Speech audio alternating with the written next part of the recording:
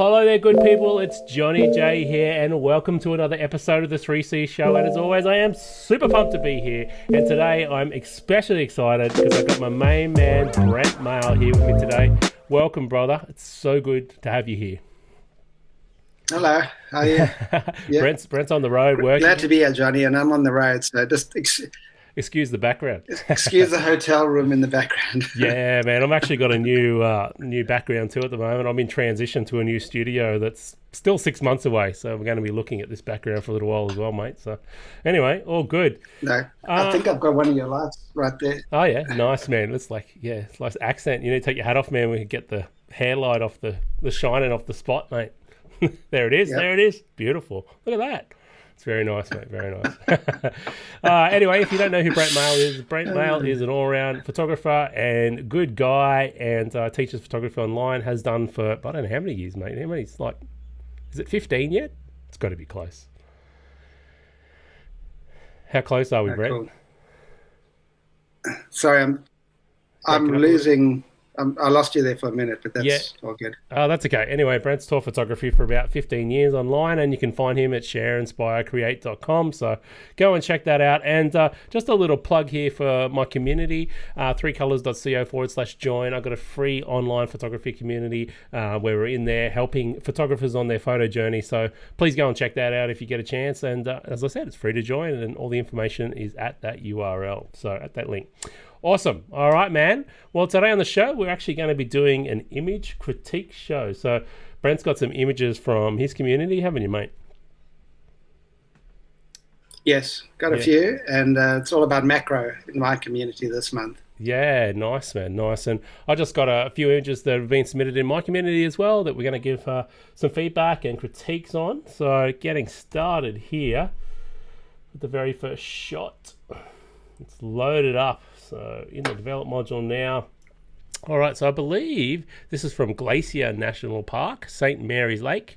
And we've got 1/80th of the second, f16, ISO 100. And hey, Brent, look what I've got my little little tool with me today as well, mate. Look at this thing. Although it's zoomed in, so let me see if let me zoom back out again. I've got my new little arrow tool, mate. So, but I think it's good. Okay. Yeah. So I really like that. I'm going to bring this up. Just so the audience knows, it's like what I'm seeing is really pixelated. So I'm actually bringing up the original in the background here, but I may not see exactly what you are clicking on. So that's okay, man. That's okay. I'll talk all through good. But anyway, I can see the image, and it's just it's beautiful. This is amazing. Yeah, It's great. Actually, I'm just going to bring this out of full screen because I think it's stopping. I need to get my arrow happening, man. Like I just in the shortcut. Here we go. You need that arrow. I know. I love it. I love it. So as you can see, we've got this beautiful image. It looks like it may have been a HDR, looking a bit grungy in the shadows, but a lovely location, lovely lines, down here to a light area at the back where your islands draw to. We've also got this lovely foreground through here, which I think is really, really nice. One thing you have to be careful of when you've got photographs like this, it is, even though it's side-lit, Brand, it's still probably classified as high dynamic range. If you look over here, there's quite a bright highlight over here. And it looks like the cloud's been moving through, and we've got some nice light coming through these peaks. That's one thing I do like. I love the shadow and light through this area. It gives the image lovely depth back into here. So that works for me really, really well. Anything you want to say compositionally, mate?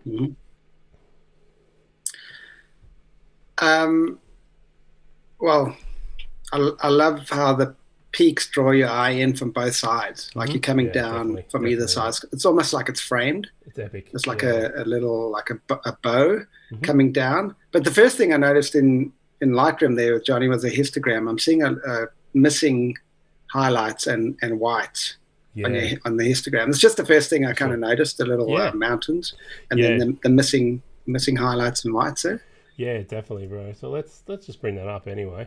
So while I bring up the crop tool, and it's always hard with images like this, like where do you crop it? I like how the peaks are cropped at the top too, Brent, because often if you cut them off at a place, so say I cut this one off at a place like this, in this top left corner here, it doesn't leave mystery to the viewer to try and work out how high the mountain is. So I actually like when there's not much cloud in the sky, I actually like cutting things off at the top a little bit as well, because it starts to give you that bit of mystery about what's going on in the frame. So that's just something to think about. I'm not saying this one needs that crop, but when you are cropping mountains particularly, sometimes it's good to leave a bit above the frame, because what that tends to do, it tends to get you thinking about, how high is that mountain? How big is everything back there? So that's something to think about. I mean, I think the crop was okay. I actually didn't mind it where it was, but just something to think about when we're looking at mountains, mate. One thing I am noticing, and totally what you said, Brent, on the right-hand side here, you can see how much of the histogram, there's actually no information at all. And just so everyone knows, these are JPEG files that have been processed. So what I can do in Lightroom is very limited, okay? The other thing I'm seeing too, Brent, is the shadows are really blue. I think this has a white balance issue. So let me just go into auto white balance here. And already, I think that's a lot closer to this what it should be. If you look before, how blue it is. That's made it so much warmer. After. Yeah, and obviously, you're going to get better results, on the raw file as well, mate. So, what we can do then is start to pull those highlights down a little bit there, as much as we can play with highlights on a JPEG file. Is there anything? So and you see that's starting to push a bit more information up into that area as well. Like if we see before, after, it's we're starting to get a little bit more information up into this area, which is really, really nice. The other thing we could do, Brent, is if you hold down the shift key, double click whites, double click blacks. That's going to set those white and black points there. I feel like maybe we've got a bit of room in the whites we could push. It's not always perfect, so I'm looking at the edge of that histogram there with my highlight clipping warning on, and just pushing that up until I'm seeing things that almost clipping. So I think that's important. So there's our before after. The other thing I think, Brent, is I feel like there's a little bit too much detail in these shadows here. Like I feel like the shadows are opened up too much. Do you see that? Yep, I do. And I love dark shadows. I'm a huge black and white fan, and I love the blacks. Yeah. So I don't mind the dark shadows, and I do see what you mean with the HDR looking image, and sometimes we tend to put too much information in the shadows. Yeah, so I think that's what's happened here. The shadows have been opened up a little bit too much across there.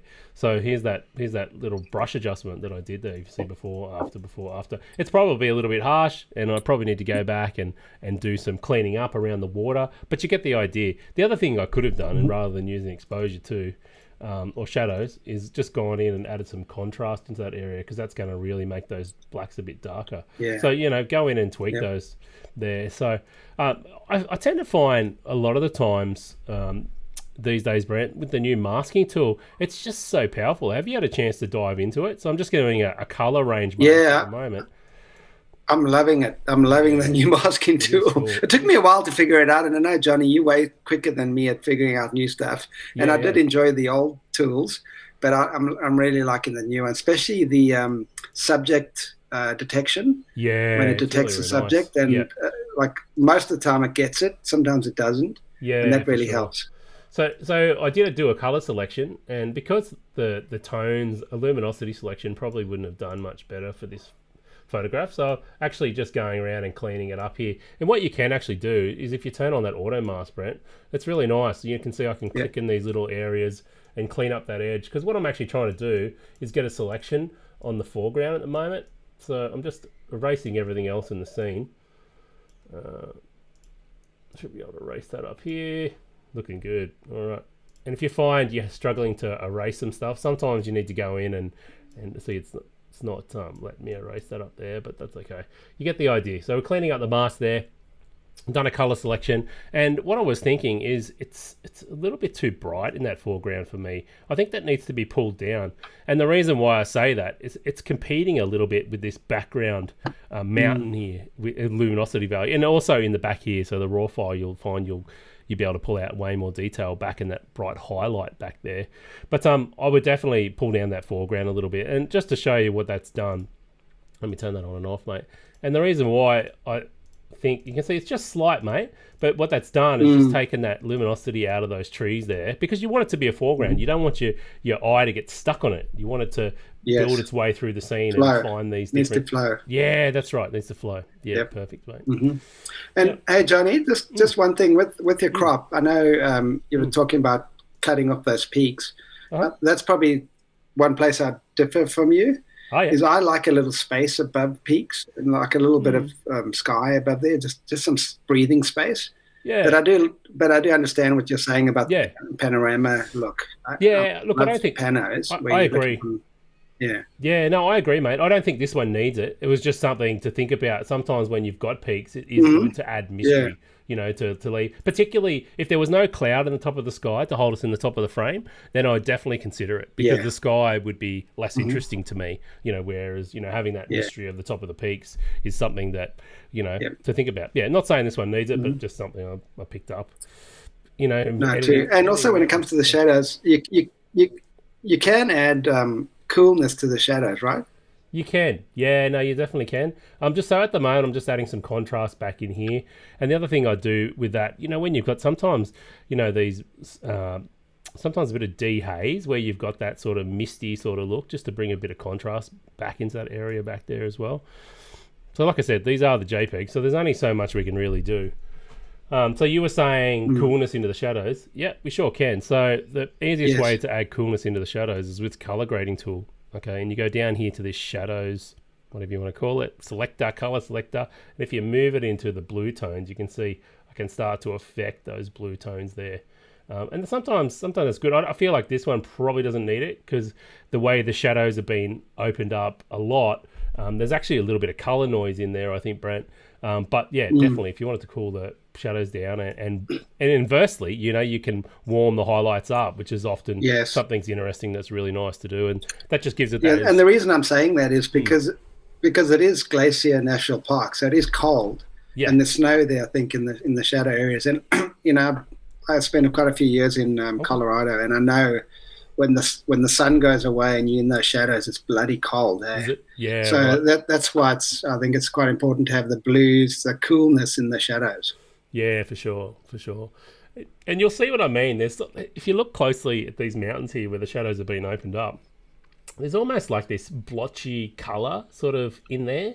And you see, as I start to slide the colour noise right, it starts to remove that blotchiness and sort of bring back some of the natural colours. You don't want to go too hard, and obviously it's a JPEG, so we can't do as much. I keep saying that, Brent, because every time I look at it, I'm like, oh, if it was the raw file, it'd be amazing. So, but you get it. So, yeah, that's one thing, when you do open up shadows and you're trying to pull detail out, you often bring this sort of blotchy sort of noise, which is color noise. So, anyway, mate, look, there's a few options. Look, maybe it needed to be cooler on the global white balance.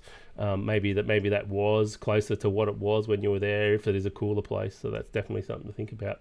But that's about all I had for that. Yeah, but a wonderful image anyway. Beautiful. Yeah, I mean, that is location. Fantastic. It is. Yeah, what a great spot. I've got to go there. Yeah, bucket list, man. Bucket list. Yeah, got lots of those. Yeah, for sure. So this one was posted in the community, and with a bit of feedback, Nolene actually got it over to this photograph. So cropping it in and bringing the subject forward, I think, has made it a much stronger image. And also, I thought taking away the color and making it black and white, the texture of the actual boat is really been brought out to the foreground.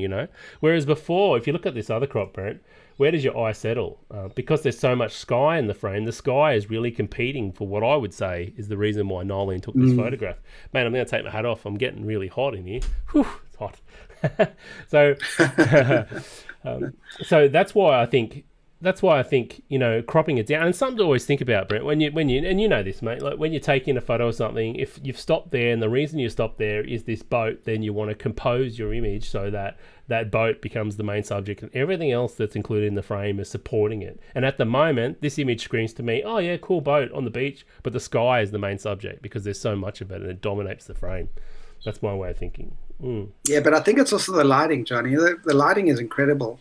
Having the stormy clouds in the background with the sun peeking through and catching that wreck and all those textures and everything. It's like this is one of, Nolene, if you're listening to this, I think you should go and print this one on on the Hannah Mueller black and white photo rag paper. Oh yeah. And hang it up with pride. It's beautiful. Yeah, cool. Well, there you go. Straight from the big man himself, the big black and white guru, Brent Mail. You'd shoot lots of black and white. Yeah, I love it. Love it. Yeah, for sure. So, and you're right. It's the light, but now the crop is what do you see? What do you see? You don't get to. Yeah. So now it's all about the wreck. It is, and the light. It's not about the clouds. Yeah. Totally. But I still think there is actually a little bit of room here to maybe bring a little bit of drama back into the clouds, and obviously I could clean that up there, but I'm not going to worry about it for time's sake. But I still think we could bring a little bit of drama back into those clouds, just a little bit more, Brett. Not so much to take it away, but just enough just to bring out that texture. And we don't want it to compete with the boat or take away from the boat, but you can see just that little bit of, pumping the whites up, little bit of clarity there, and it's just brought a little bit of detail back out in that sky. And I feel like that sort of completes it now. I feel like that's all it really needed in my Man, I wish I could see what you're doing like really clearly, Johnny. Okay. Because I know you're doing some amazing things with that sky, but it's you can see the really before and pixelated after. on my screen. Is it? Yeah. Okay. Yeah. But you can see the before and after. Anyway, I'm just bringing out some more detail, mate. That's all it is, just with a sky selection. So really easy edit. No, and I think there's not too much. I watch the recording. Yeah, watch the replay, mate. Yeah. I always learn things from you, man. When you're editing stuff, it's like, okay, yep. Yeah. Nice, man. All right, dude. So we've got a bit of a drone shot here, and again, I think this one suffers from a similar sort of thing from Nolly's photo. Well, it's a beautiful shot, and I love the foreground. I like the darks and the light areas in the foreground, and we've got beautiful light in the sky. I feel like the sky isn't as interesting as possibly the foreground could be, Brent. Can you see that one? Yeah. I'm just putting my glasses on you and have a really good look. I can't find mine, so yeah. Yeah, I've pulled it up really, really large, and I'm zooming all the way in. Uh-huh. Yeah, that is cool. I love that. I do like the sky. Yeah. But yeah, I think the sky is competing for the foreground. Yeah. So I'm wondering, You're right, and my eye is kind of going around and around. It's not knowing what to settle on. Yeah. So I wonder. I don't know if I should settle on that island on the left. Mm-hmm. What do you think about a more or the setting sun? What do you think a more panoramic type crop, Brent? Can you see? I think that would help. Yeah, especially the top part of the sky that's there's not much blue. there. I think we can probably get rid of a lot of that. Yeah. Okay, there we go. Yeah. So what do you think about something like that? And auto's going to warm it up a little bit there. And I think from there, it's always, you want to re-add your vignette and often one tip with the vignette, especially with things like panoramas, if you don't do them all the time, I tend to turn it up 100%, and then I can play around with how I want my midpoint to look and how I want the roundness to fade out, because often you want elongation in the roundness, and then I'll feather it right out, and then I'll back it right back down. So sometimes that's how I'll go about finding my the right vignette for a shape, a crop that I don't often use, because you sort of get the settings right for your 2:3 crop with your camera, but sometimes it's hard to tell what's actually happening with your vignette, when you're trying. Yeah, and I've noticed a lot of new photographers often over vignette the images. Yeah. It's too noticeable. I think it should just be what you get from the lens automatically.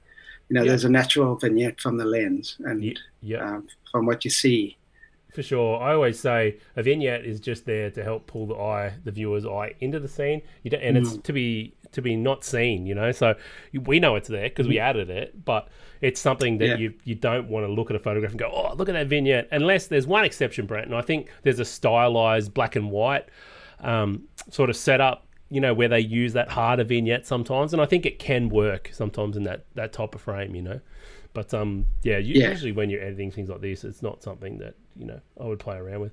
And I think the main thing for this frame is let's have a look here. So I did play around with the white balance, and often what I'll do sometimes, Brant, is depending on which way I want the main color in the scene to be, I will cool it down or warm it up based on what I want to do. So say this scene I wanted to cool down most of the tones, and then what we can go and do is go down here to HSL, and maybe then what I'll do is grab this targeted selection, the targeted selector there, and then I'll just bring up the saturation of that other color or the luminance value of that other color. So sometimes it's good to think about your global colors. I think it's maybe a touch blue at the moment, and then you can go and pump the other tone up, because what happens obviously when you cool it down, the warm tones get cooled down then, and obviously you don't want that. So what we want to do is try and play off that, and by bumping the warm tones back up again, and using that HSL panel sometimes is a great way of doing that. I think that's a good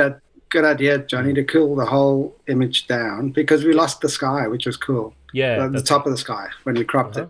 Yeah, definitely. And the other thing I think, is important with photographs like this is when you've got sections that are light and dark here in the foreground, I think making selections of that, and I probably didn't crop that too well. I'll probably crop it just a little bit tighter off the top, bring then that bit up to the third there. I think, really playing off with some dodging and burning in the foreground would really help this photograph too, because the only thing that's really pulling us through the scene now are light and dark areas, okay? And we're going to play off those. And they're not so much light and dark because of the light that's on them. They're light and dark because of what the texture is they're made of. It's the water and the land or whatever it is there. So I think you'd really want to try and play off those.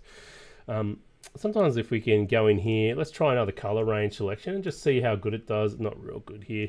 And sometimes with these selections, guys, like you can need to try a few things sometimes, and if it doesn't work, that's fine, because it's the masking tool is like, you think it might be a color selection, but sometimes it's not, so you need to try like a luminance selection, or maybe this one I need to select the sky. Let's see how it goes. Does a pretty good job. And then maybe what I need to do is actually invert it here. So if I click that, it's going to select the foreground now. Okay. And then, maybe what I can do from there now is actually do a subtraction from that. Subtraction. Let's subtract the luminance value of this darker area. Okay, that's pretty good. I like that. And then there, I can go then and bump up. Maybe I want to bump up the shadows of the lighter area to make that area a bit lighter. Or maybe I want to add a bit more blue back into that lighter area. So you can see just within a few clicks, I basically, whatever I want to do to that area, but basically just in a few clicks, you can see I've easily made a selection of that foreground, those lighter tones, and left the darker tones alone. And now, just by lightening up that area, what have we got? We've got lighter and darker areas in the foreground, which allow our eye to bump around in there to get out to this color in the background. So, yeah. Does that make sense? Nice. Does that make any sense, Brent? And totally. And I'm learning all these new tricks that I probably should know in Lightroom. Oh man, it's all good, bro. I'm still actually, you know what? I was talking to someone in the community today about the new masking tool, and after 10 years of using Lightroom the old way, and you sort of got muscle memory. It stumps me sometimes too, bro. Like, you do? Oh yeah. I'm just looking at it going, I don't know. So, all right. Totally. So we've got Janie's lovely bird photograph. Oh, actually, this is Norelle. Sorry, not Janie's. Let's have a look. Camera settings here for this one. Got a bird photograph here. It's a noisy miner. Oh, there it is. Okay. So 5.6, 1/500th, ISO 200. Yeah, perfect. All looks good, nice and sharp. One thing I would say, you can see I've got that clipping warning on there. You always want to be careful watching those highlights, mate. You can see that if you printed this, those parts would be pure white. So usually it's just a matter of a slight whites adjustment to bring that down. Obviously, it does a better job if you got the raw file because you've got way more information, but you get the idea there. Yeah. Yeah, cool. So what's so cool about these new luminosity masks, man? And just jump in and talk to me about a photograph if you want me to stop, bro. Yeah, that's fine. I'm just looking at it on my screen, just large, and I'm loving it because it's really sharp. The eye's in focus, which is great. Yep. The only thing with the composition is, and this is tough when you're photographing birds. Birds are one of the hardest things to photograph out there because they move fast, they're small, they're far away, and they don't hang around for you to take the picture. It's just the beak is it's like blending in with that leaf behind it. Yeah. Or maybe in front. And that's the one thing, I don't know if we we could clone that out, or I don't think we Yeah. could because it looks like it may be in front. It just for my eye, it's looking a bit funny because it's like it's got something in the beak, and then also the halo around the bird. I think is there a halo? maybe Narelle's see that. Yeah. Yeah, Narelle's lightened the shadows maybe too much. Yeah. Or the selection is there's like not enough feather on the bird, and that's what I'm seeing. Okay. Yeah. And what do you think So about those are a couple of things, but beautiful. I like the crop because the bird's looking into the open space. It's going to fly off that way up to the left. Do you like all that negative really space, like. or do you prefer it as a more? I could probably do with half the negative space. Yeah, that's, that's exactly what. Yeah, okay. I'm looking at your crop. Yeah. So that's what I would do. Yeah, totally. Yeah. So, sorry, I was looking at the big image and not what you were doing, Johnny. Yeah, no, all good. So I just did a subject selection there, and again we can invert it, Brent, and it does a pretty good job of pulling things back there. And then what we could do is just bring the exposure down that area. Now I'm starting to see that halo a little bit more that you're talking about there. I wonder if it's actually a halo. Or I wonder if it's actually something bokeh back there. Because see, there's a bokeh ball here. Oh no, maybe it must be a halo. But anyway, yeah, you really need to be careful getting your exposure right. And often with shots like this, when it's slightly backlit, sometimes you are going to blow out some of the background to get your bird exposed properly. And it's because the bird being your main subject, it's fine to do that, in my opinion anyway, Brent. That's what I would do. You know, I'd take having a blown out background over my subject being well exposed every time, you know. So does that make sense? Yeah. It does make sense. Yeah. Because that was probably the original was probably really dark. Yeah. Because your camera's exposed for the average and the background's a little lighter. So. Yeah, exactly. Let's just see. I'm just curious now about that beak, mate. I'm going to open Photoshop and just make sure my computer doesn't die. So the first thing I'm going to do is Command J. That just duplicates. I think it's Control J on Windows. And I think for this one, what I want to do first is actually go in there. Yeah, it is over the beak, Brent, but I might be able to fake it out here a little bit. So what I want to do is just go to the clone stamp tool, pick something really close by. And then what I want to do is try and pick things that are close by here. And I just want to make a break in where the leaf actually intersects, okay, the beak. All right. So let's have a look here and do the same. I'm going to pick something just underneath the beak there a little bit. There's a little blue area there. And you can see just cloning that out a little bit there. I've got a couple of little duplications here. You can see it's pretty tedious, but you can see what I'm doing is just clicking and getting an area close by.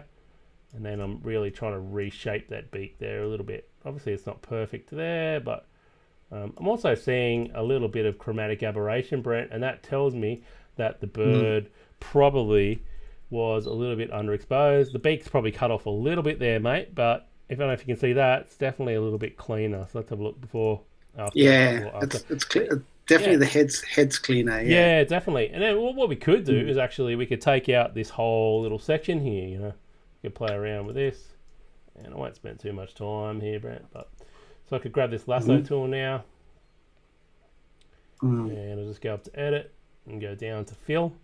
And we just want to make sure this is on content aware. And it should just pop that away with a bit of luck. Yeah, there we go. So there we go. Nice. Let's just save it back out. Yeah. And there is a bit of haloing there. I mean, we probably won't get into that, but you can fix that with blend modes. But yeah, that's for another time, I think. So let's have a look. And I mean, there's a lot of value with what you just did there, Johnny. Yeah, especially for wildlife photographers, because definitely, yeah, it's a great image and it's really difficult to capture. And just a few little things like that, you're not totally changing the image, but you're just making it a little more easier for someone viewing it to figure out what's going on and making it pop just that much, a little bit more. And in saying that, I probably would take this little branch out down the bottom here as well. This one's on the edge, this one here, just to clean things up a little bit, because those things probably take me away from the photograph more than anything. I mean, you could even take that whole leaf above its head if that's something you're into as well. The other thing that's really important is the eye here. And I was just going to mention there is a little bit of chromatic aberration. And if I zoom right in, you can start to see it over here. So one thing you can do is if you go down here to lens correction and just remove chromatic aberration. If it doesn't work, you can actually go in here manually, and you've got this eyedropper tool. And if you just pick the chromatic aberration there, it'll start to get rid of those blue tones and soften them up a bit. Obviously, I'm way zoomed in right now, but that'll help get rid of that fringing that's caused by those extreme light and dark areas. So, actually something I turn on a lot in this profile will be this chromatic aberration if I'm dealing with a frame like this where I've had to open up the shadows a lot and it tends to be a bit of color noise or whatever. Some of that chromatic aberration will come through that fringing around your photograph. So it's worth keeping an eye out on that as well. Really good. Yeah. Really valuable. Cool, man. The other thing I would do, and it looks like, I think maybe Narelle's been in here and done this, and there's obviously not going to be too much I can do with this because it is only the JPEG, as I keep saying. But, really just, I think one thing I find valuable is playing around with the brush tool and the shadows on the eye. And the other thing I've been doing, Brent, too, and there's not really any catch light in this one, but if you do have a catch light in the eye of the bird, playing around with the whites slider often will intensify that eye, and it does a really, really nice job of intensifying that catch light there. But anytime you play around with an eye of any subject, you really want to zoom out, and I've got to say it's probably a little bit too bright, to be honest, but you zoom back out and have a look at it whole, because it's when you zoomed in tight working on the eye, often you can overdo it like I have here, I'd say. So yeah, little tip. Yeah, you can overcook things easily. You can overcook it easy. Always zoom out and look about. There's a term, mate. Awesome. All right, where are we? Let's get moving. All right, so this one is actually a JPEG that someone posted, mate, and it was before they knew about RAW files. And I was just wondering your thoughts on processing a JPEG. So it was 1/60th f8 handheld at ISO 800. So, yeah, we all know what happens when you shoot in a JPEG, especially a scene like this, which is a high dynamic range scene. There's no doubt about it. It's a lovely light, man. Thoughts on this? Yeah, it's lovely light, and shooting into the sun like that, you definitely do get that high dynamic range. And I can see that the highlights are clipped there. So that's a tough one because you can't get them back. No matter what you do, you can't get the sun back. So all the post-processing is baked into the file. But what I do see, Brent, is I've got these lovely lines. I mean, the community's going to laugh at me because I've been cropping things. I did a heap of feedback videos for them, mate. I've been cropping everything into panorama. Well, not everything, but a few photographs. So I just keep seeing panoramas everywhere. But what I do see is I find these two rocks here aren't really adding to the scene. In this negative space, there's not really much here that's adding to the scene. And given we don't have much control of those highlights, I'd be looking to reduce them where possible. So I definitely see a crop something like this, mate, or slightly higher. What do you think? Yeah, I like that because now it's a silhouette mode. So you definitely know where your eye needs to go now. So it looks at the sun and then goes down to those sails. Exactly. Yeah, I like that. Yeah, and there's probably... And you may want to straighten the horizon too. Oh, yeah. Did I... Oh, yeah. Is it not straight? I don't know. A little bit, mate, but yeah, I don't know.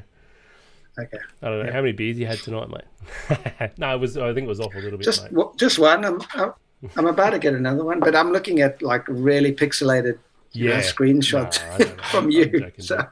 So one thing I like to do, Brent, when I have sun in the frame like this, is I call it, it's like light bleeding almost. What it does is it's like clarity, but clarity sort of brings up mid-tone contrast and makes everything look crunchy, but the opposite way actually soften things out, and it adds like this light bleed effect. I don't know if you can see that glowing there, but when you've got the sun in the frame, I just love that soft glow, that soft dreamy look that it can create. And usually what I'll do is I'll create a couple. So I'll have one that's quite wide, that takes off a bit of that light area, and then I'll do another one that intensifies the center even more. And sometimes this one doesn't particularly need it, but sometimes what I will do is go in and you'll see, I don't know if you can see, you probably can't see it there, but you probably see it on the video if I turn it on and off, you can see this light. It's like, gives it this light, I call it like a light bleed type effect. Probably need to be a little bit careful on here because we're playing with a JPEG. Nice. But I do like to do that with my RAW files, and it just gives us a sense of like this nice sort of I don't know, this glow sort of feeling. And what you can do, I don't think this one needs it, but what you can do is then go and add more yellow tone into it. Then when I added the yellow tone, I usually add a little bit of magenta as well. I find this one doesn't need it because it's so overpowered with color already. Okay, and it's because it's a JPEG, it's probably already added all that saturation and niceness. But sometimes on the raw file, I find that you need to go in and do that, and it just gives it a little bit of pop. So there's before, after. You can see there's like that little bit of beautiful glow in the scene. Yeah, just more glow. It's just more warmth. I like it. Yeah, and it probably just needs a little bit more noise reduction, I'd say, just as well. I'd probably bring a little bit of noise reduction there. And that's really, when you're dealing with JPEGs, there's only so much you can do, and I feel like this has at least made it something that's a keeper, or something that's going to represent the memory you had when you took that photograph. So, yeah. Oh, man. And that's why we take photos. It is, mate.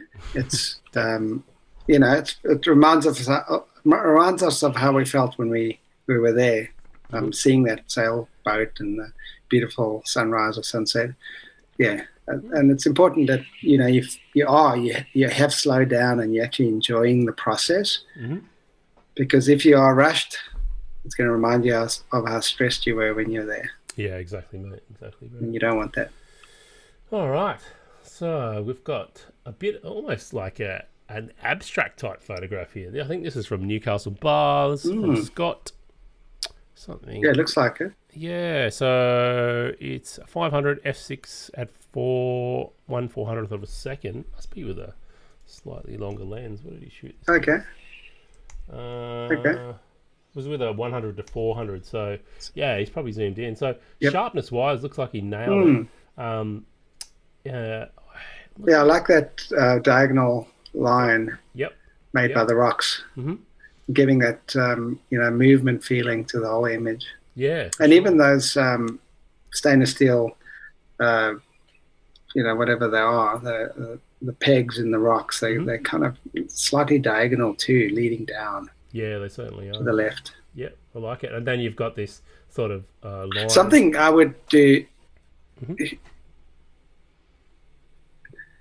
Something I would have done here is probably get lower down. I would have gone lower down. I don't know why. It's I love the low angle shots, especially with the bars like this, and have those stainless steel railing like up into those waves, I think.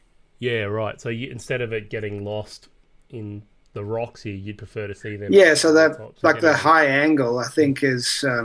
I mean, it's good because the railings are surrounded by the black rocks. Yeah, but I would have maybe tried a different perspective.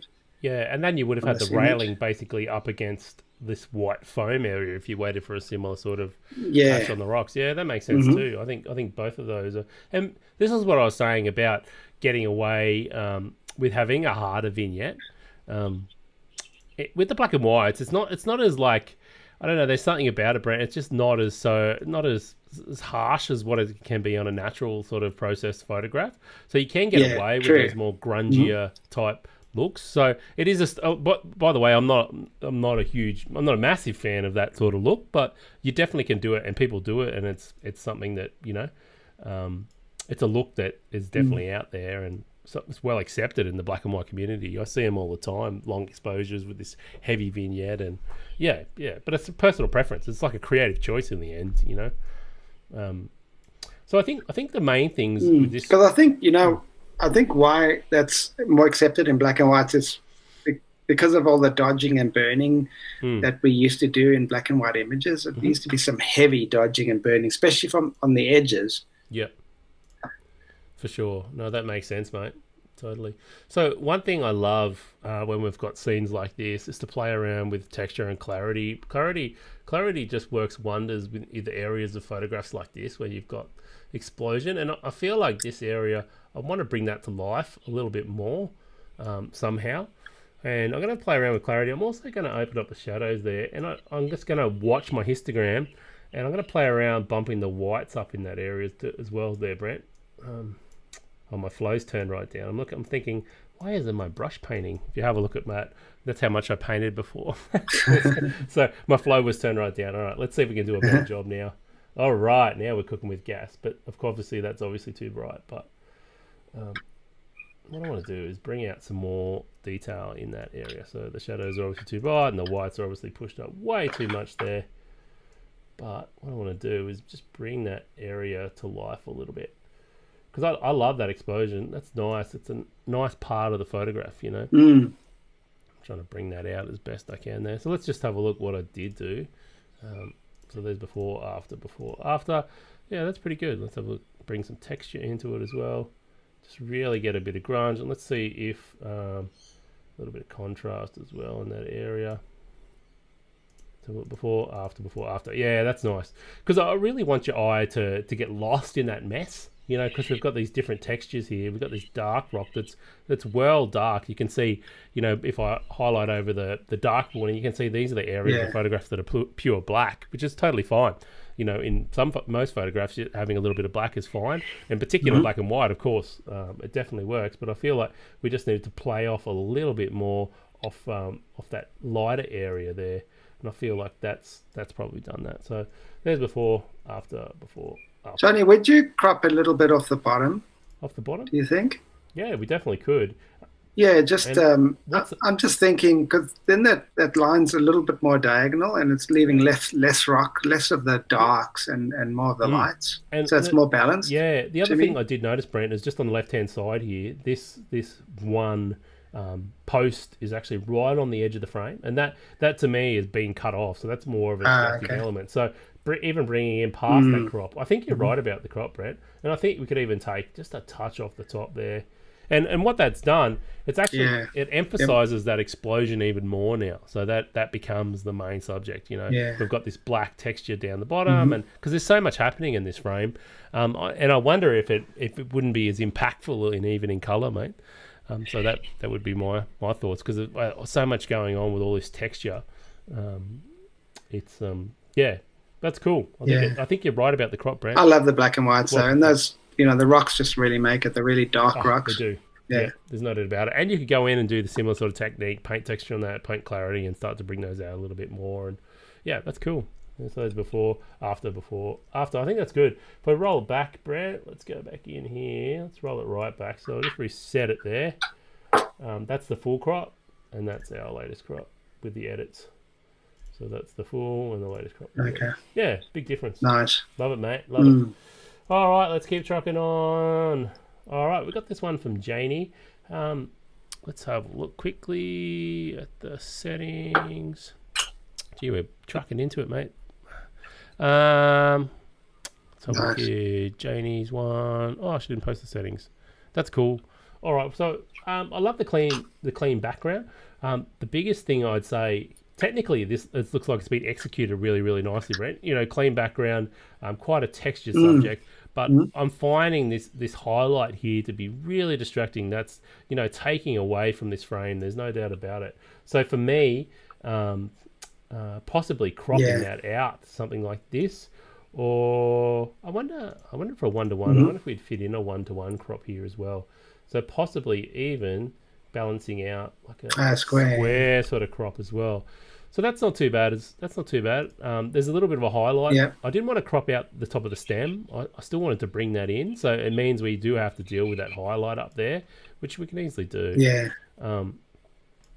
And I think this is a lot nicer now. So definitely. And that's a difficult thing when you're photographing something like this, where it's got sun on it and shade.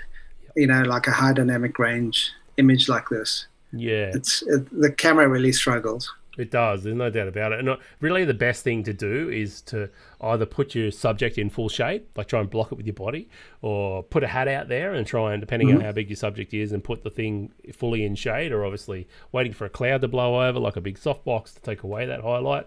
Obviously that's always going to be your better option, is to try and control those. When you've got smaller objects like this, try and control what happens in post, you know. What happens in the field, so you're not dealing with those bright highlights in post.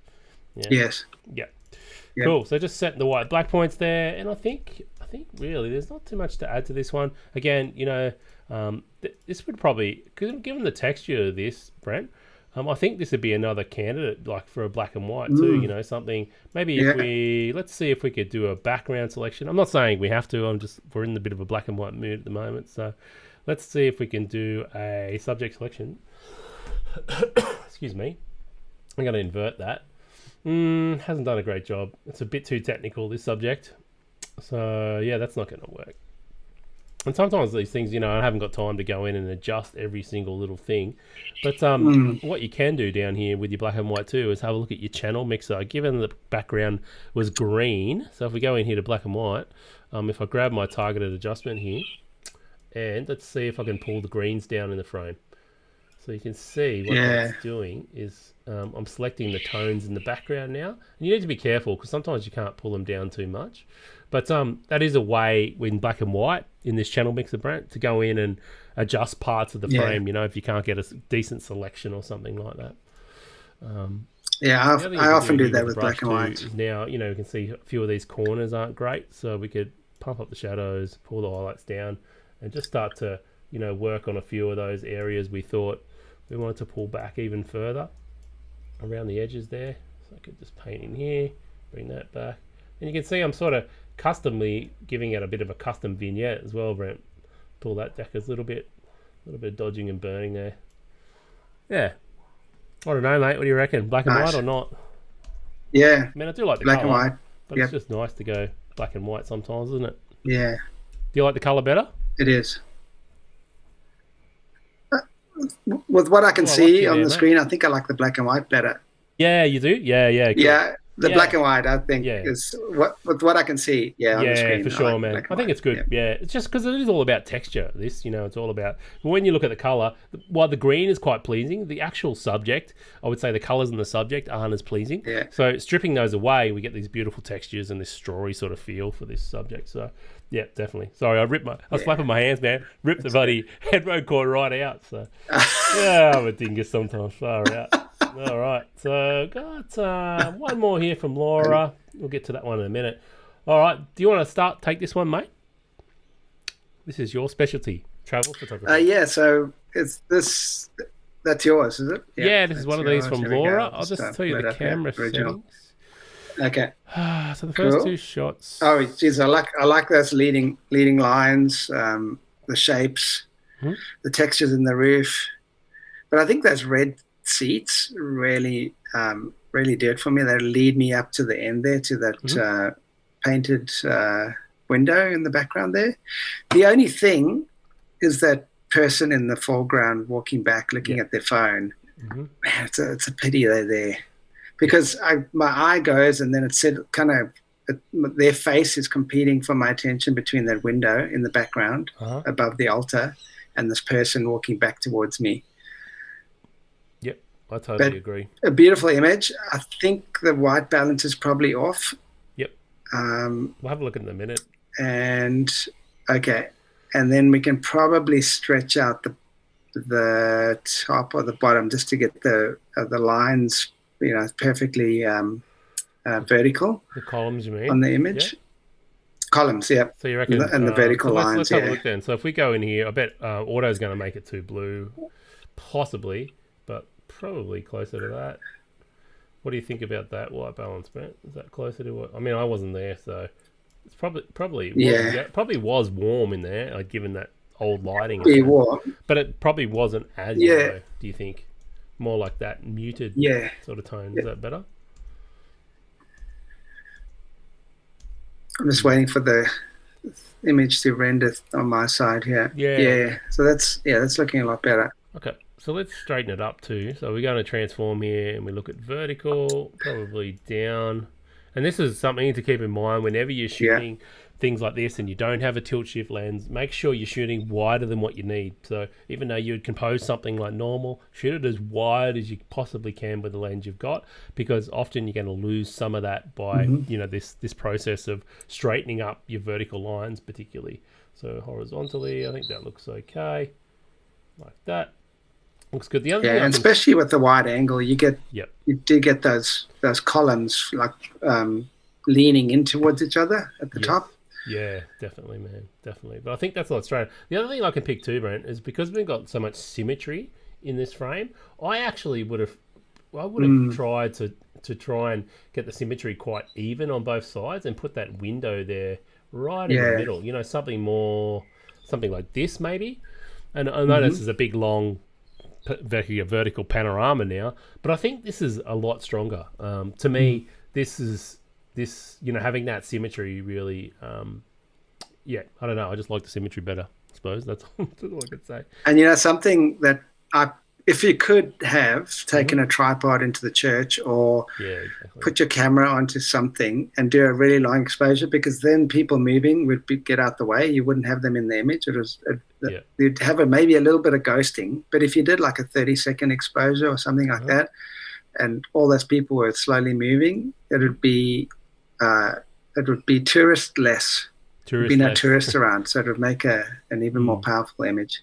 And I definitely would have stood there and waited for either people to turn around, or if you could only shoot without a tripod, I would have just waited till people walked behind me and then quickly got the shot. Definitely for sure. If I couldn't use a tripod, that was so. I just put a bit of a. And this is one of those times if you haven't got a tripod, you could actually put your camera on the ground and put your mobile phone under the lens and have it pointed up. And then do like a 15-second exposure or something like that. Oh, there's a ninja tip, mate. Ninja tip from our travel photographer. That's good, man. So I just put a bit of a graduated on top. It's amazing what you can find for a tripod. Yeah, man, for sure. That's a ninja tip, dude. I just put a bit of a graduated filter on top just to pull down the top there. And I think what I would then go and do is trying to give ourselves a little bit of depth through here. So around that window there, I'd probably just paint in there and just try and open up those shadows there a little bit. And also, I pushed the whites up in that area, just in that window, just before they were clipping there, just to give ourselves a little bit more, glow down the end there. And I think, man, that's done heaps. So if we go back to the original, Brett, let's go all the way back. So let's reset it here, and let's go back to what we ended up with. You can see it's a lot more natural. Photograph. So here's the full crop with everything, and then back to what we got. I think that's good, man. I really like where that's at. Yeah, it's nice. Lovely. Great shot. Excellent location. I should have said the settings as well. So it was 1/25th of a second at 1600 ISO. So obviously really, really dark, and I'd say Laura shot this handheld, given the shutter speed at 1/25th. So hasn't been on a tripod. Cool. All right. What is the aperture, Johnny, on that?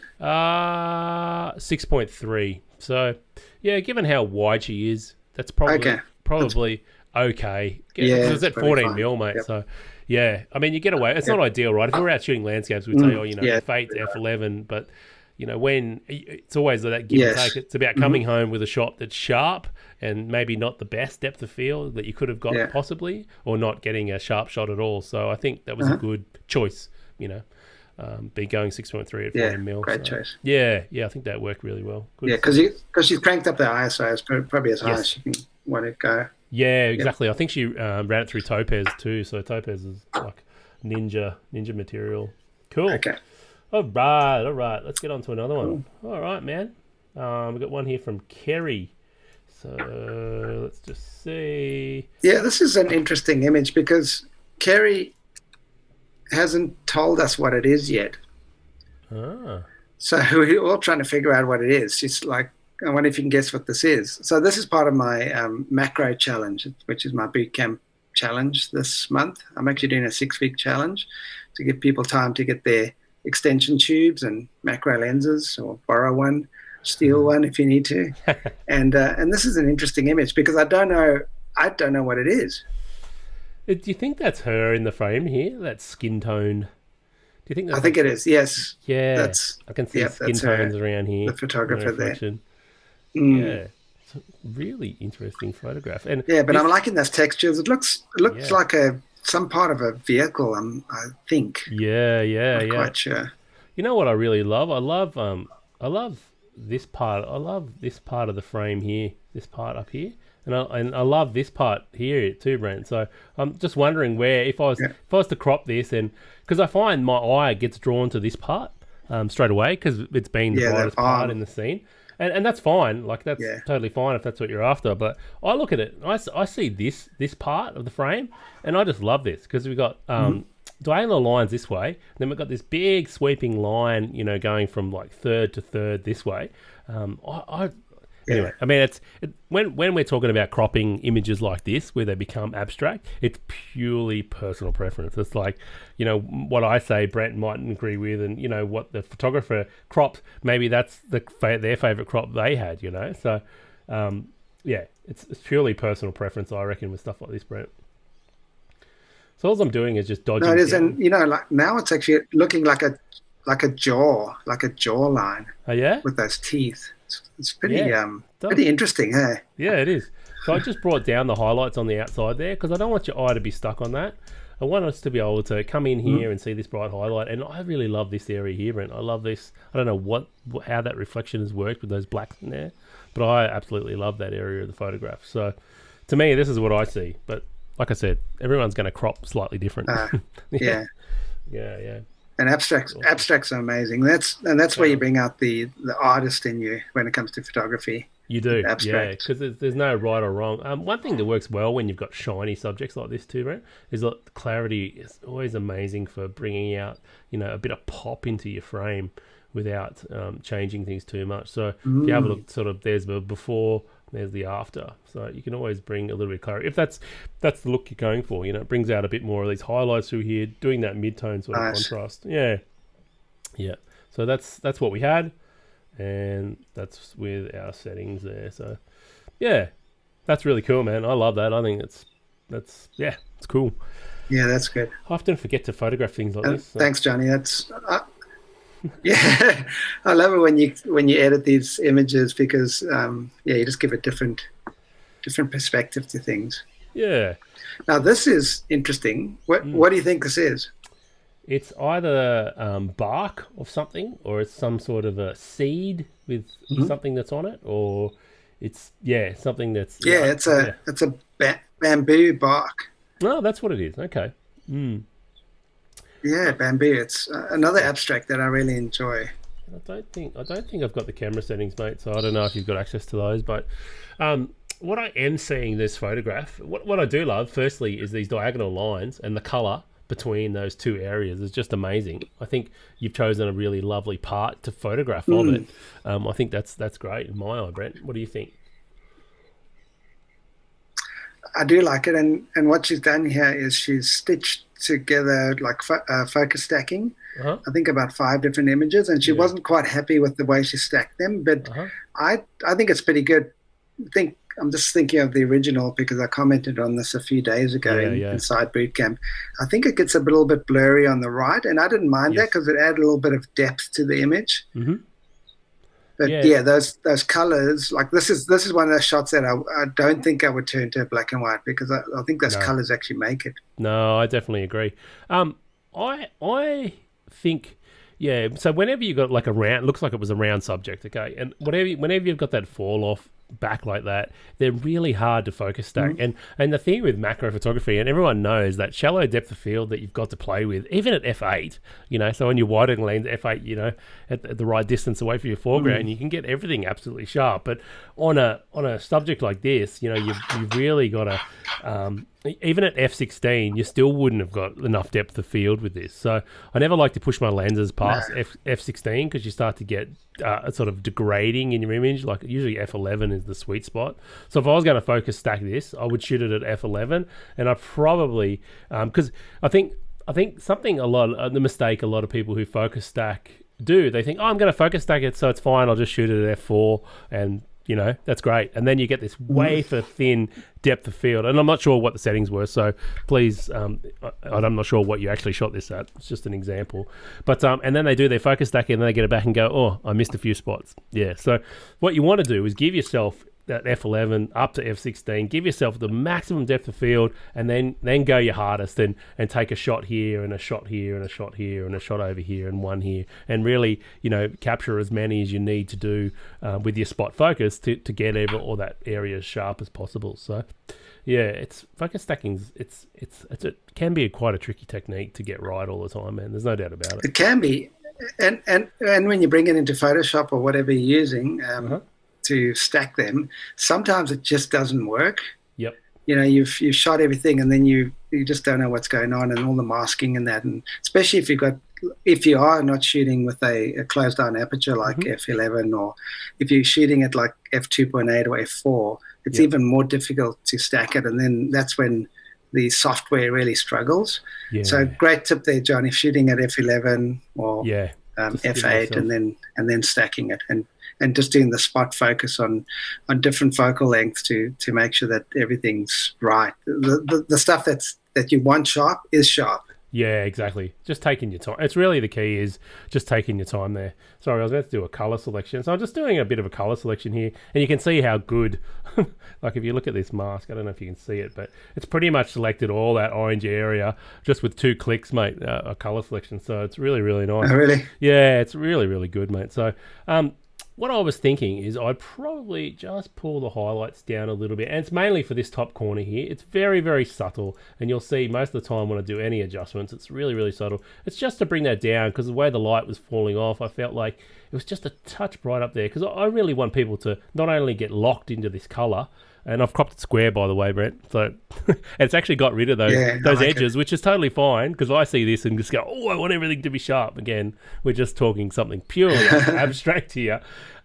And then what I would probably do is just get here with the brush tool, and then you can really play around with the texture. Because for me, not only these diagonal lines and the color, but we've also got this beautiful difference in the texture of the skin and to the damage of the skin or whatever it is. And I just love playing with texture with that. So let's go new brush. Oh, actually, I think I actually did that on the wrong thing. Let's go create new mask. Let's go to brush here. Let's just play around with a bit of texture. And I love playing around with texture because it just does this amazing thing to areas like this. It just brings it out without sort of, I always think of the difference between clarity and textures like this. So clarity affects sort of the medium to large textures in your scene. So that's why it works great for things like, skies and bigger textures like that, maybe big textures on rock.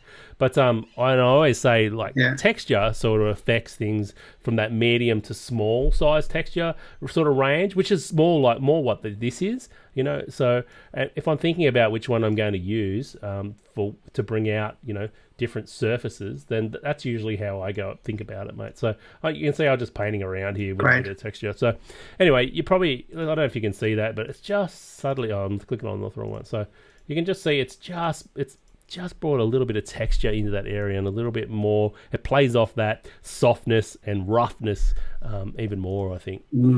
So let's have a look here. Just beautiful. Yeah, lovely shot. And I love these shots like this, these square crops, because you know what I love about this shot? You look at it and go, oh, what is that? It makes you stop. You got all these little cuts and the color, and it just and that when you've done that, and when someone can say, "Yep, we stopped the photograph and it's making me look and think twice," then that's a successful photograph because you're creating something. You're creating some sort of feeling. So yeah, awesome. So let's reset it there and then just go to the texture update, and you probably can't see the texture, it's ever so slight, but you can see that little highlight pull down on the top there, and yeah, it's a great shot, man. Love it. Lovely. Perfect. All right, I think we've got a watch, mate. Product photography. Yeah, and this one by Jeff was really special, and that's why I wanted to see what you could do with the Johnny, because I love the lighting, what he's done. Yeah, and I mentioned to Jeff that he possibly should think about maybe some commercial photography for a watch manufacturer, because this is definitely a standout image in the challenge that I've got this month with macro photography. And I know he's focus stacked this too, but he's thought about the light and the shadows, and that for me really makes us an incredible image. And yeah, I can see what you're doing there. You're pulling away some of that. The texture on the felt where he's got the watch laying on. I feel like I like that. Oh, I did. Sorry, my flow again was. I don't know. It's one thing about Lightroom; it just resets that every time you open it up. And I feel like the texture in the foreground, the blurriness, because I absolutely love the light. The light on this is just incredible, right? Whatever you've done to light this, the simplicity of it, I think, is what makes this shot a standout to me. So I'm just going to bring down the shadows, and I just feel like I want that foreground to fade away even more, Brent. Like I want that to be even less apparent in the photograph. Distracting. Yeah, less distracting. And now what we're beginning to see is the watch just sitting. And I actually like there's a little bit of a line of light at the top of the felt that it's actually sitting on. And I'm going to leave that there. And this is the beauty of dodging and burning. We can see now. If to give it a base. Before, after. So what it's done is you're still getting that nice little light because it's this nub here is sitting inside of the felt. It's still giving our subject something to sit on, but I feel like now it's not pulling away from what the beauty of the subject is. The steel lines and the harsh highlight that's hitting these beautiful silver areas of the watch. So for me, I think really there's not too much more I can do to this. I think it's really nice how you processed it. That was just beautiful. The main thing I think for me, just to bring to even more simplify the scene. And really just highlight that subject. So it's just the what you see, even though it is still the brightest thing and all those things. But I think that foreground texture particularly, and it's probably something I would have thought about if I was shooting this, and maybe not having it on felt, maybe having a finer cotton to shoot it on next time may have been nice as well. Because I think what that would do, it would take away some of those little tiny hairs that are on the felt as well, which are probably what's the lighter parts of those little hairs are probably what is the distracting thing. That's a little bit more, but that's lovely, man. It is, and I think Jeff actually mentioned that in his comments about all the hair that he had to try and get rid of. Even though he did try and get rid of it, he noticed them in the image in the end. Yeah, no, it's good. So when it comes to macro photography, you got to be really, really careful with all the little bits and pieces that get into your image that you don't even see with your normal eyesight. Yeah, it's beautiful. No, totally agree, mate. That's awesome. And I think another thing that really helps this as well, mate, and it's something I do for every one of my images when I'm going to sharpen photographs as well. I really think about my masking. I know you've sharpened this already, so it's probably going to be over sharpened a little bit if I do this, but just holding down the Option or Alt key and really, pulling back, because we don't want to emphasize that texture in the foreground any more than it is as well, even though I've darkened it down, okay? So really using that masking tool to mask out just to the watch there, and everything that's turning, black isn't being affected by my sharpening now, holding down that Option key or Alt key on Windows, and everything that is white is still being affected by the sharpening. So something I would do when I'm getting to the sharpening part with a photograph like this is really define what areas are getting sharpened. So, yeah, cool. Yeah. Awesome. Cool. All right. Awesome.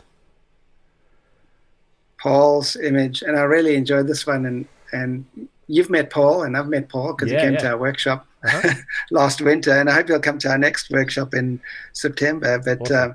Really enjoyed this image because of what's in focus. Actually, Johnny, can you pull up the other one of Paul's? Oh, yeah. What do you want to? Do you want to? It doesn't matter. We can do anything. Do you want to edit this one or the other one? Oh, I just got a few comments about this one. This one. So two things to my eye straight away. Okay. Seeing a little bit more breathing space at the front. I like the settings, whatever you've chosen. I don't mind the wheel falling off at the back. I think everything that is sharp is nice and sharp. And I definitely wouldn't take another look at those highlights, Paul. Like you can see when I turn my clip-in warning on there, I would be trying to, whatever's lighting that there, trying to cool that down a little bit or diffuse that light in there a little bit. I mean, with the raw file, you can probably pull back that information, but just keeping an eye on that clipping warning is important. But let's jump into this one. We can edit this one. Oh, let's edit this one then. No, that's fine. Yeah, whichever one you want to do, mate. Yeah, it's fine. So I don't mind. Another one. I actually don't mind this. This was the one that he initially put into boot camp. Yeah. I don't mind this one too. One thing I would say about this one, and we could probably fix it. Let's just see if we can. So I'm wondering, and I've never done this before, so I've never photographed a toy car, so I'm really just playing around here. But I wonder if we go in here to... did it effects? Sorry, I'm going to sneeze. Excuse me. I should have muted. I wonder if we can go in here to vertical. So what I'm seeing is the symmetry of the car hasn't been shot right at the front. And I wonder Yeah. there's Okay. a way where we can make it I a bit didn't more, even notice that a initially. bit more symmetrical at the front here, and just by dipping that back a little bit. Has it done it, or is it just making a mess of it? It's a little bit more symmetrical, but then we're losing a little bit at the top. Let's see if I straighten up that crop now. Possibly a little bit more symmetrical. So let's have a look. There's a before, after, before, after. Because I really like the symmetry of shooting from the front. And I think just shooting, because the way the depth of field sort of drops off right at this point here, I think I would have aimed my lens right in the front. And that's something, when you're dealing with, macro photography, and we spoke about, depth of field, but you also got to consider the plane of focus, okay? And that's basically the area where the focus starts and where the area of the focus stops, okay? And that is parallel to the front of your camera. So when you're shooting a subject like this and you want things to be symmetrical, you've got to make sure that your camera comes round and becomes parallel, and that will help that focus fall off as well, so it's symmetrical with the front of your subject there. I mean, it's not always the way you want to shoot things, but when you have things like this that is symmetrical, you want to think about where your plane of focus is for sure. So just a little tip there. So another thing. Yeah, totally. And something I mentioned to Paul in this one was to possibly try and shoot this like a twilight night scene and put some warm lights, maybe tiny little LED inside that cockpit. Yeah, and that would be just cool. to give it more life. Like a little bit of more warmth and, around there. So like often when these guys are racing, it's, sometimes it's at night and, in that blue hour. And that can really add to an image like this, especially the blurred lights in the background. Yeah, for sure. It always looks nice, when you're adding light from that direction, when you get those little bokeh balls of light. So again, with this one, just watching that highlight warning there. Anyway, we'll do the before and after a bit later. I think that's the main thing about this. And I feel like definitely now we've cropped it, I would be having a look at a vignette, man, for sure. In here in effects, and just trying to pull in those edges a little bit more. And usually, actually, my sweet spot for vignette is usually like -11, man, and usually can be seen but not heard. Yeah, so that's the main things, man. Good. Yeah, I think. Really, do you think, Johnny, with a shot like this, would you have not focused on the front of that vehicle so that you're going from blurred to in focus to blurred? You know what I mean? Like the a shallower front depth of wing.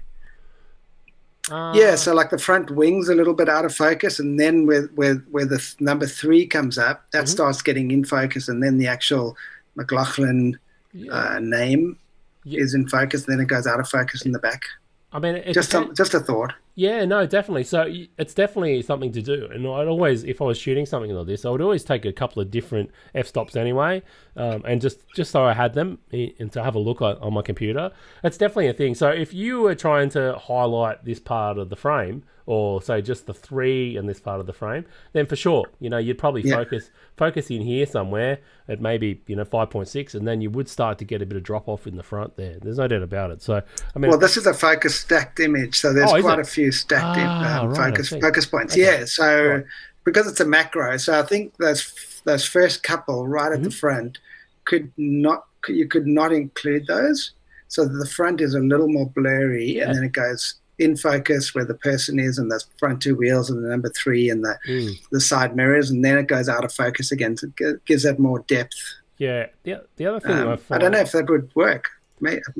Maybe. The other thing I find with little cars as well, we had someone else shoot them in my community, and he sort of set them up on like a little bit of a scene sort of thing with a background, but he got down low at the level of the car like you would normally shoot it when you were driving, and it was really interesting shooting it like that as a macro. And I'm not saying this is anything wrong with this, the way you've shot this. I think this is nice, particularly the symmetry, and you can see how the symmetry's off here by this middle of the cab would line up with the middle of the tail fin there if you were slightly left a little bit more. But it was really nice seeing that low shot, and the way he set it up in a little scene, it actually looked like a full-size four-wheel drive almost. It could have passed for a full-size four-wheel drive. So, it was really interesting. Oops, sorry, I zoomed in a bit too far there. But very, very cool.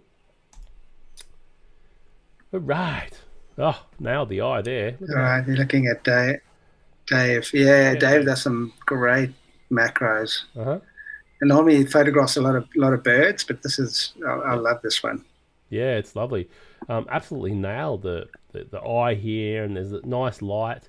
It almost Mm, looks like he's used mm. a flash or something on that brand, the way that highlights on the eye there. Do you know if he did or It does look. does look I don't flashy? know. Mm. Not sure on this one, Mm. but yeah, just beautiful. And I like how he's left some space for the bee to fly into. Yeah, perfect. And Yeah, there's enough totally. breathing room around there, and the depth of field is just Mm. it's perfect. It I is. think on this. Yeah, no, definitely. So yeah, no, I agree with all that. What you said. Just got to be careful. I find this one and this one over here to be slightly distracting the way it's been cropped, and not like, oh my god, that's totally Okay. ruining the photograph, but like, how can I make my photograph just a touch better? Where can I take it to the next level? Yeah. And this to me is a lot stronger. So we've cropped out those white buds that are sort of on the edge. Well, I like the red and white. I love those, but I feel like now we've simplified things, and now we've got these two little white areas that are playing off in the red. And this is, this comes to personal preference. You may not think they're distracting elements, and that's totally fine. But to my eye, because the white are brighter than the red, my eye ping pongs around a lot more. But now we've just got these two white brighter areas, and now they're competing with the B. So the next step now is to maybe pull the highlights down on those, so doing some localized adjustments. So I've got rid of the distracting white around the edges, but now we go in here and pull down the highlights, or just a little bit, because really what we want our eye to settle on the B, okay? We want our eye to come up here and see the B. We don't want anything like luminance value. We don't want anything competing with that area. And now you can see, it's probably a little bit too much. I brought that down, but you get the idea. Now you can see our eye just comes and the B is it. Like there's nothing in this frame now that competes with the B, for me anyway. Yeah. Yes. Does that make sense? And Yeah. I probably would go in, honestly, and just... Yeah, that's totally makes sense. Yeah. Yeah, I'd probably go in just with the HSL. And yeah, I was going to crop off a little bit. Mm. As you started cropping, I was thinking, yeah, a little bit off the left, a little bit off the right. Yeah, exactly. So there you go. We're thinking the same thing. And now we've got these beautiful red out of focus areas in the foreground. So what I just did there as well. So color is another way we draw the eye, right? So the B is mostly yellow. We do have a couple of little yellow subjects at the back. We could paint it, or we could just go down here to the HSL and just add just a little bit of yellow into the saturation. Not crazy, just a little bit. And again, that's going to help bring the eye to that subject, because it's the one color that's mainly standing out in the frame. We could go and paint it on, by the way. It's another thing we could have done. I would also, with something like this, I would go and play with texture. I'd zoom in a little bit here. Let's see if we can zoom in a little bit here.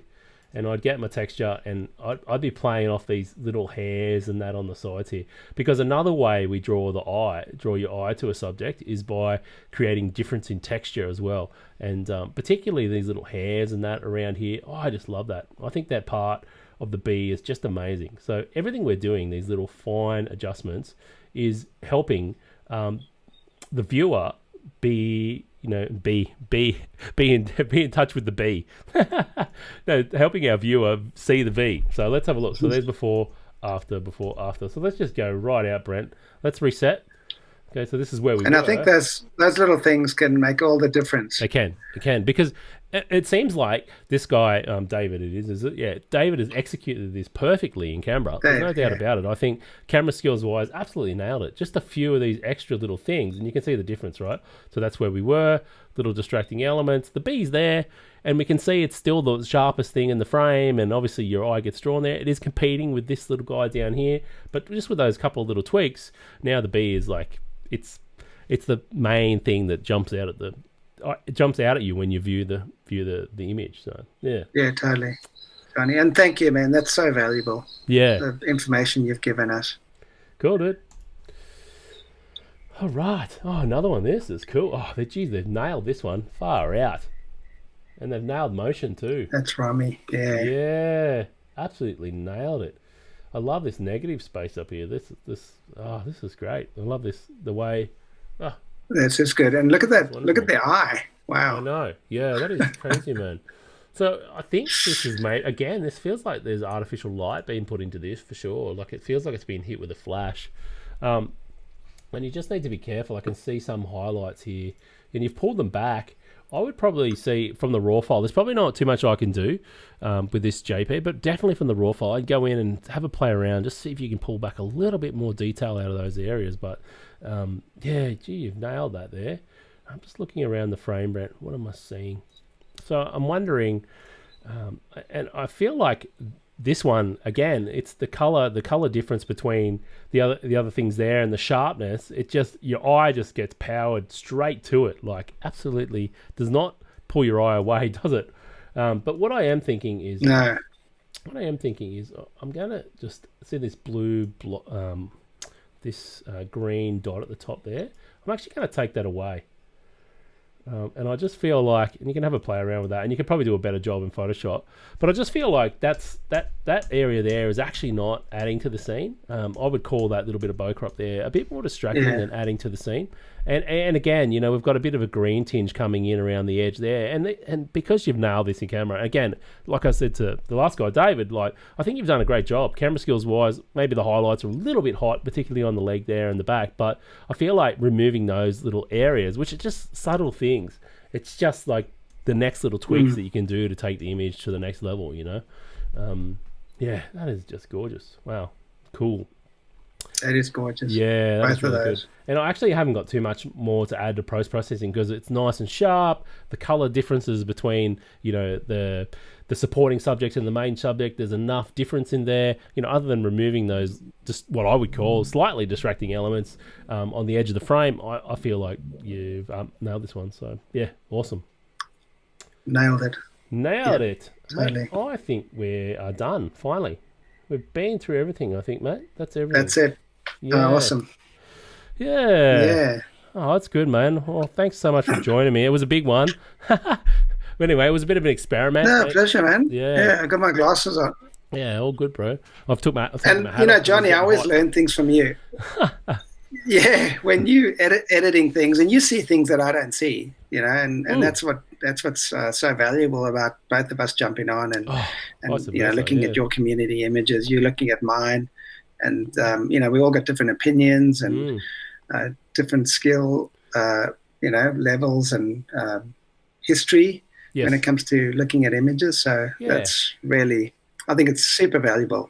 That's it. And some of these decisions we make, like I'll have to look at the recording. Yeah, for sure, man. So some of the decisions we do make, around composition and cropping, and some of that can be, a creative decision. So when you get to that place where you're making creative decisions about a photograph, of course we're going to be different. We're different creatives. We may like the same things. We may like getting out in nature, but we are going to differ. We're two different artists. We're two different people. And the photographers may not always agree with what we're suggested when it comes to those creative choices. And that's totally fine. I think that's part of the journey of being a photographer, is just, developing those creative skills and being okay to say, this is what I like, this is the thing I dig. And if you don't agree with someone else's suggestion, that's totally fine, I think, at that point. Awesome. Awesome, man. Well, brother, it's been awesome to have you. Thanks, man. I'm gonna have to run too. Yep, all good, brother. In my little hotel room here. I'm losing light. It's starting to get dark out there. Yeah, all good, man. No worries, bro. All right, well, we'll finish this up, mate, and we'll see you next time, Brent. Cheers, brother.